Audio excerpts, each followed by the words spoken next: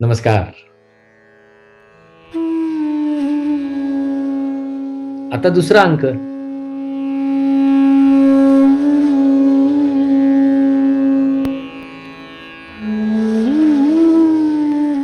भगवद्गीतेचं नाटक आपण पाहतोय की नाही? नाट्य या स्वरूपात समजावून घेतोय आणि नाटकामध्ये असतात ते संवाद आणि संवादातनं सादर होते ती गोष्ट. अशी ती गोष्ट भगवद्गीतेची जी आपल्या प्रत्येकाची आहे. भगवद्गीतेच्या नाट्यामध्ये अर्जुनाची भूमिका करणाऱ्या माणसाचा चेहरा हा मला ज्यावेळेला माझा दिसेल, त्यावेळेला भगवद्गीतेमध्ये कृष्ण ज्या युक्त्या सांगतो, जे गुह्यतमम असं जे सिक्रेट सांगतो, ते आपल्याला समजेल. आणि तसं पाहायला गेलं तर सिक्रेट खूप साधे आहे हो. श्रीकृष्ण दुसऱ्या अध्यायापासून सांगतोय ते. आपल्यासारख्या अर्जुनाला, आपल्यासारख्या धृतराष्ट्राला ते पटकन समजत नाही, ऐकू येत नाही आणि दिसत नाही. पण भगवद्गीता अर्जुनाला समजली नाही दुसऱ्या अध्यायात, तिसऱ्या अध्यायात, चौथ्या अध्यायात, कारण आपण नशीबवान आहोत. ती जर का त्याला एका झटक्यात समजली असती किंवा अर्जुनाने असं वागणं केलं नसतं तर आपण केवढे कमनशिबी ठरलो असतो, हो की नाही? पण असं नाही का वाटत? भगवद्गीतेसारखं रेफरन्स बुक आपल्या हातात असताना सुद्धा आपण त्याचा रेफरन्स बुक म्हणून वापर न करता तसेच जगतो, हे त्याही पेक्षा कमनशिबी असल्याचं लक्षण नाही का? पण त्याचा वापर केला पाहिजे ना. It's a reference book, it's a technique to live the life more joyously. अजूनही आनंदाने, अधिकाधिक आनंदाने आयुष्य जगण्यासाठी हे रेफरन्स बुक आहे. चला, थोडीशी पूर्वपीठिका म्हणजे थोडीशी रिव्हिजन कशी असते आपल्या OTT मध्ये कसं असतं ना, आधीच्या भागामध्ये काय झालं त्याची छोटीशी चुणूक 30 सेकंद, तसंच देऊन मी पुढच्या अंकामध्ये जाणार आहे. आणि नेहमीसारखं की श्लोक हे खरे तर संवाद आहेत, त्यामुळे श्लोक हे श्लोकांच्या चालीत न म्हणता संवादाच्या भावातून म्हटले जाणार. आणि स्क्रीनवर स्लाइड्स असतील त्या पहा, पॉज करा व्हिडिओ, पुढे जा, मागे या, पुन्हा पुन्हा बघा. माझा आवाज, माझा चेहरा, त्या संवादाचा अर्थ, गर्भितार्थ हा आपोआप समजायला लागेल आणि भगवद्गीता अधिक जवळ येईल, मनामध्ये रुजेल. पहिल्या अंकाच्या शेवटी कृष्णाचा चढा आवाज आपण ऐकला. हुतस्त्वा कश्मलमिदं विषमे समुपस्थितम अनार्यजुष्टम अस्वर्ग्यम अकीर्तिकरम अर्जुन लैभ्यम मास्मगम पार्थ न एतत्त्वयि उपपद्यते क्षुद्रम हृदय दौर्बल्यम त्यक्त्वा उत्तिष्ठ परंतप. अरे उठ, अशी थोडी कानउघाडणी कर. अरे उठ, असं म्हणतो कृष्ण. आता एवढा दणका दिल्यानंतर अर्जुन थोडं काहीतरी बोलला. अर्जुन उवाच गुरून् अहत्वा हि महानुभावान् श्रेयः भोक्तुं भैक्षम अपि इह लोके. अरे गुरूंना मारण्यापेक्षा मी भीक मागेन. अर्जुन म्हणतो हत्वा अर्थकामान तु गुरून् इह इव भुंजीय भोगान् रुधिरक प्रदिग्धान् कार्पण्य दोषः उपहत स्वभावः पृच्छामि त्वां धर्मसंमूढ चेतः. अरे अजूनही गोंधळ आहे माझा. यत् श्रेयः स्यात् निश्चितं ब्रूहि तत्मे. एक काहीतरी नक्की सांग. शिष्यः ते अहं शादिमां त्वां प्रपन्नम. शिष्य आहे मी तुझा, सांग मला. पुन्हा संजय आला, सूत्रधार. काय सांगतो, काय घडलं? एवं उक्त्वा ऋषिकेशं गुडाकेशः परन्तप न योत्से इति गोविंदम उक्त्वा तूष्णीं बभूवः. मी लढणार नाही असं म्हणून गप्प झाला. तम उवाच ऋषिकेश प्रहसन इव भारत. हसल्यासारखं करून कृष्ण म्हणाला. काय म्हणाला? कुठे म्हणाला? सेनयोः उभयोः मध्ये विषीदंतम इदं वचा. आता कृष्ण काय म्हणतो ते ऐकू. संजयाने सांगितलं ना आपल्याला. श्री भगवान उवाच असोच्चान अनवशोचस्त्वं प्रज्ञावादांश भाससे गतासून अगतांशुंश न अनुशोचन्ति पंडिता. अरे काय पांडित्याच्या गप्पा मारतोयस? देहिनः अस्मिन् यथा देहे कौमारं यौवनं जरा तथा देहांतरः प्राप्ती धीरः तत्र न मुह्यति. काय सांगू का तुला? मात्रा स्पर्शाः तु कौन्तेय शीत उष्ण सुख दुःखदा आगम आपायिन अनित्याः तान तितिक्षस्व भारत. अरे बघ तटस्थपणे, हे येणं जाणं आहे. अर्जुना, कदाचित मी जे काय म्हणतोय तुला ते एकदम समजणार नाही, पण ऐक तर खरं. न असतः विद्यते भावः न अभावः विद्यते सतः उभयो अपि दृष्टा अंता तू अनयोः तत्वदर्शिभिः. पहिल्यांदा वाचलं तर आपल्याला काही कळत नाही अर्थ वाचलात तर कळेल. य एनं वेत्ति हंतारं यश्चैनं मन्यते हतम् उभौ तौ न विजानीतो नायं हंति न हन्यते.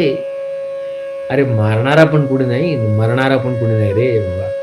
तुला एक उदाहरण देऊ का अर्जुना? वासांसी जीर्णानि यथा विहाय नवानि गृह्णाति नरः अपराणि तथा शरीराणि विहाय जीर्णानि अन्यानि संयाति नवानि देहि. अच्छेद्यः अयम् अदाह्यः अयम् अक्लेद्यः अशोष्यः एव च नित्यः सर्वगतः स्थाणुः अचलः अयं सनातनः. थोडं जड जाईल, पण अरे हेच तर खरं आहे.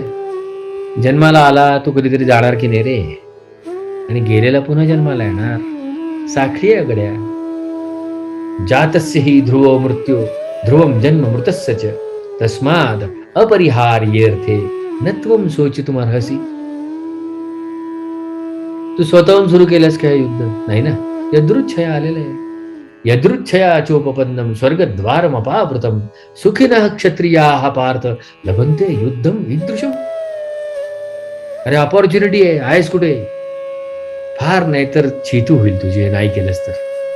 अकीर्तिम चापि भूतानि कथयिष्यन्ति ते अव्ययाम संभावितस्य अकीर्तिः मरणात् अतिरिच्यते भयात् रणात् उपरतं मनसन्ते त्वां महारथा.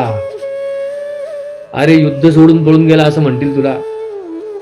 येषां च त्वं बहुमतः भूत्वा यास्यसि लाघवम् अवाच्यवादान् च बहून् वदिष्यन्ति तव अहिताः निन्दन्तः तव सामर्थ्यं ततः दुःखतरं नु किम्. काय नको नको ते बोलतील तुला. ऐक, बघ समजलं तर सुटशील पटकन. एषा ते अभिहिता सांख्ये बुद्धिः योगे तू इमाम शृणु बुद्ध्या युक्त यया पार्थ कर्मबंधम प्रहास्यसि. सुटशील बघ तू. व्यवसायात्मिका बुद्धिः एक इह कुरु नंदन बहुशाखाः अनंताः च बुद्धया अव्यवसायिनाम. फोकस रे बाबा, फोकस. आता मी सांगतो, पण या सांगण्याचा अर्थ फार वेगळा काढतात रे लोक, पण तू तसा काढू नको हा अर्जुना. कर्मणि एव अधिकाराः ते मा फलेषु कदाचन मा कर्मफल हेतुः मा ते संगः अस्तु अकर्मणि. याचा अर्थ नीट समजावून घेऊया आपण सुद्धा. पुस्तकामध्ये मी लिहिलं आहे, भगवद्गीतेच्या कोर्समध्ये मी डिटेल्स सांगतो. अधिकार फक्त कर्मामध्ये आहे, कारण फळांवर इन्फ्लुएन्स मी टाकूच शकत नाही असा त्याचा अर्थ आहे.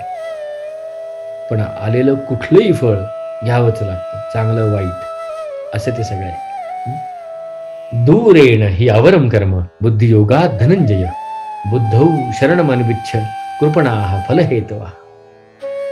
वाटतो थोडासा गोंधळ श्रीकृष्ण घालतोय. आपण अर्जुनाच्या मानसिकतेमध्ये असलो ना तर हा गोंधळ वाटतो, पण जर शांतपणे वाचलं तर कृष्ण एकच गोष्ट सांगतोय, समोर आलेलं काम त्याच्यातच तुझा अधिकार आहे, ते प्रामाणिकपणे कर. बुद्धियुक्तो जहातिह उभे सुकृत दुष्कृते तस्मात् योगाय युज्यस्व योग कर्म सुकौशलम. कृष्ण इतकं सुंदर वर्णन करतो या सगळ्याचं, आणि त्यामुळे अर्जुन विचारतो, मला पाहिजेत अशी माणसं. समत्वम योग उच्यते आणि योग कर्म सुकौशलम ज्यांना जमला आहे त्यांना. अर्जुन उवाच स्थितप्रज्ञस्य का भाषा समाधिस्थस्य केशव स्थितधिक किम प्रभाषेत किम आसीत व्रजेत किम. कसं बोलतो, कसं चालतो, त्याची कॅरेक्टरिस्टिक्स काय आहेत, बोलतो कसा. स्थितप्रज्ञाची लक्षणं आहेत तिथे. स्थितप्रज्ञ लक्षणं अर्जुनाने का समजून घ्यावीत याचं सुद्धा एक वेगळं कारण आहे, पण आत्ता ह्या संवादामध्ये ते नको. पुढे कृष्ण अर्जुनाला सगळं समजावून सांगतो छान, काय स्थितप्रज्ञाची लक्षणं आहेत, कशी आहेत. अर्जुनाला सुद्धा त्याचा मोह होतो की असं जगता आलं पाहिजे बुवा, पण तरी सुद्धा अर्जुनाच्या मनात एक प्रश्न येतो, त्याचा गोंधळ कमी होत नाही. अर्जुन उवाच कृष्णा ज्यायसी चेत कर्मणः ते मता बुद्धिर जनार्दन तत्किं कर्मणी घोरे माम नियोजयसी केशव. का रे बुवा, का ढकलतोयस मला या कर्मामध्ये? व्यामिश्रेणेव वाक्येन बुद्धिं मोहयसीव मे तदेकं वद निश्चित्य येन श्रेयः अहम आपनुयाम. अरे एक काय तर नक्की सांग ना बाबा. एकदा बुद्धियोग ज्ञानयोग म्हणतो, एकदा कर्मयोग म्हणतो, करू काय? इथे आपला दुसरा अंक संपला. ब्लॅकआउट झालाय, पडदा आला. पहिला अंक दुसऱ्या अंकाची नक्की साखळी लागली असेल. पहिल्या अध्यायात अर्जुन बोलला, दुसऱ्या अध्यायात कृष्ण बोलला. पहिल्या अध्यायात अर्जुनाचा गोंधळ झालाय, कृष्णालाही ते कळलंय. दुसऱ्या अध्यायामध्ये अर्जुन दोनदा सांगतो माझा गोंधळ झालाय, पण कृष्ण जे सांगतोय ते नीट समजावून घेतोच आहे, याची काही खात्री देता येत नाही. आपणही त्याच्या जागी असतो तर आपलंही असंच झालं असतं. आता लक्षात येत आहे का? भगवद्गीतेतले श्लोक पाठ झाले, मग पुढे काय करायचं? पाठ करायचे की नाही करायचे ज्याचे त्याने ठरवावं.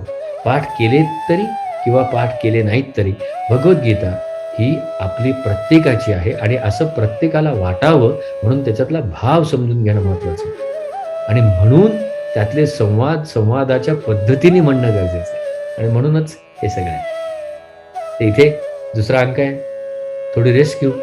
कलाकारांना पण थोडी रेस्ट घेऊ. तिसरा अंक लवकरच. धन्यवाद.